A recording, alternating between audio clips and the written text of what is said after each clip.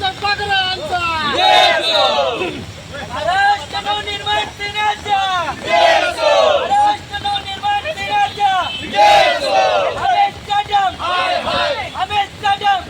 राजीनामा द्या राजीनामा द्या राजीनामा द्या राजीनामा द्या राजीनामा द्या राजीनामा द्या बीजेपी सरकार बीजेपी सरकार बीजेपी सरकार नवनिर्माण सेनेचा अमित काका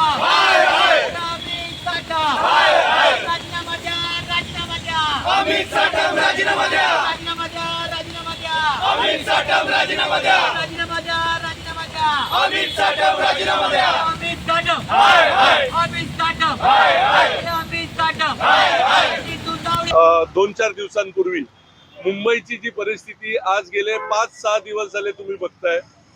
भारतीय जनता पार्टीचं सरकार जेव्हापासून या मुंबई महानगरपालिकेत आलेलं आहे त्यांनी एक दावा केला होता की 100% नाल्यांची सफाई झालेली आहे. यावर्षी मुंबईची तुंबई आम्ही होऊन देणार नाही. पण पहिल्या 3 पावसांमध्ये मुंबईची तुंबई झाली. त्या 3 पावसांमध्ये अनेक नाहक बळी गेले. त्याच्यामध्ये तुम्ही बघितलं असेल एक मॅनहोल मध्ये व्यक्ती पडला होता, त्याचा मृत्यू झाला. त्याचबरोबर झाड पडून मृत्यू झाला. काल रात्रीची घटना मानखुर्द मध्ये 6 लोकांचा जीव गेलेला आहे. आज मिसिंग लिंक सारखा प्रोजेक्ट ज्या या सरकारने एवढा मोठा गवगवा केला मिसिंग लिंकचा, आज त्याची अवस्था बघा.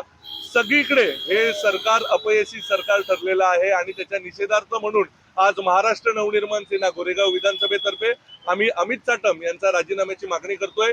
त्यांनी मुंबई अध्यक्षपद त्वरित सोडावं अशी आमची मागणी आहे आणि आम्ही सरकारला विनंती करतोय की लवकरात लवकर याच्यावरती कारवाई व्हावी. राजीनामा द्या.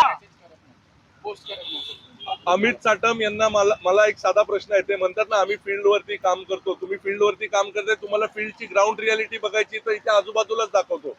मुंबई महानगरपालिकेत आज आमच्या गोरेगाव विधानसभेत 7 नगरसेवक आहेत. 7 पैकी 5 भारतीय जनता पार्टीचे आहेत. तुम्ही गोरेगाव मध्ये कुठल्याही वॉर्ड मध्ये चला, तुम्हाला आज सगळीकडे पाणी साठलेलं आज दाखवू शकतो. आणि फील्डवरती काम करतो. फील्डवरती नुसतं फिरणं म्हणजे काम नाहीये. तुम्ही नागरिकांना काय सुविधा देता हे महत्वाचं आहे.